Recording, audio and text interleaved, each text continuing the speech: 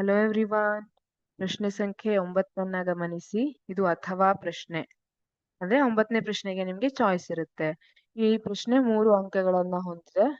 ನಕ್ಷತ್ರಗಳು ಮಿನುಗುವಂತೆ ಕಾಣುತ್ತವೆ, ಆದರೆ ಗ್ರಹಗಳು ಮಿನುಗುವುದಿಲ್ಲ ಏಕೆ? ಚಿಕ್ಕವರಿದ್ದಾಗ ಕಲ್ತಿದ್ವಿ ಅಲ್ವಾ, ಟ್ವಿಂಕಲ್ ಟ್ವಿಂಕಲ್ ಲಿಟ್ಲ್ ಸ್ಟಾರ್. ಇಲ್ಲಿ ನಕ್ಷತ್ರಗಳು ಆಕ್ಚುಯಲ್ ಆಗಿ ಮಿನುಗುವುದಿಲ್ಲ, ಆದ್ರೆ ಮಿನುಗುವಂತೆ ಕಾಣುತ್ತವೆ, ಆದ್ರೆ ಗ್ರಹಗಳು ಮಿನುಗುವುದಿಲ್ಲ ಏಕೆ? ನಕ್ಷತ್ರಗಳ ಮಿನುಗುವಿಕೆಯು ವಾಯುಮಂಡಲದಲ್ಲಿ ನಕ್ಷತ್ರಗಳ ಬೆಳಕಿನ ವಕ್ರೀಭವನದಿಂದ ಉಂಟಾಗಿದೆ.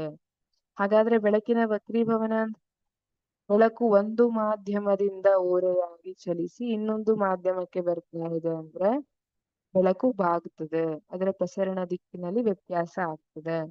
ಇದನ್ನ ಏನಂತ ಕರೀತಾರೆ? ವಕ್ರೀಭವನ, ಬೆಳಕಿನ ವಕ್ರೀಭವನ.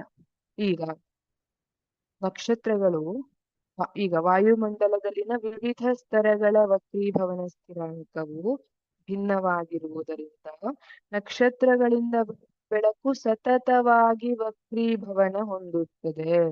ಇದರಿಂದಾಗಿ ನಕ್ಷತ್ರಗಳು ಮಿನುಗಿದಂತೆ ಕಾಣುತ್ತವೆ. ಇಲ್ಲೇನಾಗ್ತದೆ ನಿಮಗೆ ಗೊತ್ತಿದೆ, ಸಮಾಜ ವಿಜ್ಞಾನದಲ್ಲಿ ಕಲ್ತಿದ್ದೀರಿ. ವಾಯುಮಂಡಲದಲ್ಲಿ ವಿವಿಧ ಸ್ತರಗಳು ಇರ್ತವೆ. ಆ ಬೇರೆ ಬೇರೆ ಸ್ತರದ ವಕ್ರೀಭವನ ಸ್ಥಿರಾಂಕ ಬೇರೆ ಬೇರೆ ಆಗಿರ್ತದೆ. ಇದರಿಂದ ನಕ್ಷತ್ರಗಳಿಂದ ಬರುವ ಬೆಳಕು ಸತತವಾಗಿ ವಕ್ರೀಭವನ ಹೊಂದುತ್ತೆ. ಆ ಕಾರಣದಿಂದಾಗಿ ನಕ್ಷತ್ರಗಳು ಮಿನುಗಿದಂತೆ ಅನಿಸುತ್ತೆ. ಹಾಗಿದ್ರೆ ಗ್ರಹಗಳು ಯಾಕೆ ಮಿನುಗುವುದಿಲ್ಲ? ಗ್ರಹಗಳು ನಕ್ಷತ್ರಗಳಿಗಿಂತ ಹತ್ತಿರದಲ್ಲಿವೆ. ಇದರಿಂದಾಗಿ ನಕ್ಷತ್ರಗಳಿಗಿಂತ ದೊಡ್ಡದಿರುವಂತೆ ಗೋಚರಿಸುತ್ತವೆ.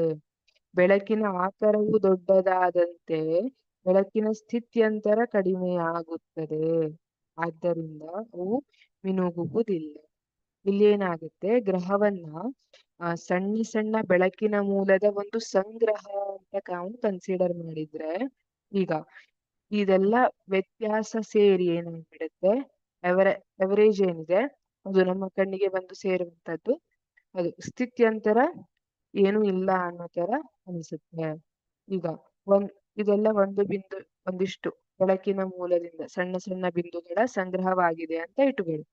ಆತರ ನಾವು ಕನ್ಸಿಡರ್ ಮಾಡಿದ್ರೆ, ಈಗ ಒಂದ್ ಕಡೆ ಡಿಮ್ ಲೈಟ್, ಇದರಿಂದ ಡಿಮ್ ಬರ್ತಿದೆ ಅಂದ್ರೆ ಇದರಿಂದ ಬ್ರೈಟ್ ಬರ್ತಿದೆ ಅಂದ್ರೆ ಈಗ ಇವೆರಡು ಸೇರಿ ಕ್ಯಾನ್ಸಲ್ ಆಗಿ ನಮ್ಗೆ ಒಂದು ಅವರೇಜ್ ಇದೇ ತರ ಎಲ್ಲ ಸರಾಸರಿ ತೆಗೆದಾಗ ಏನಾಗುತ್ತೆ, ನಮ್ಗೆ ಗ್ರಹಗಳು ಮಿನುಗಿದಂತೆ ಗೋಚರಿಸೋದಿಲ್ಲ.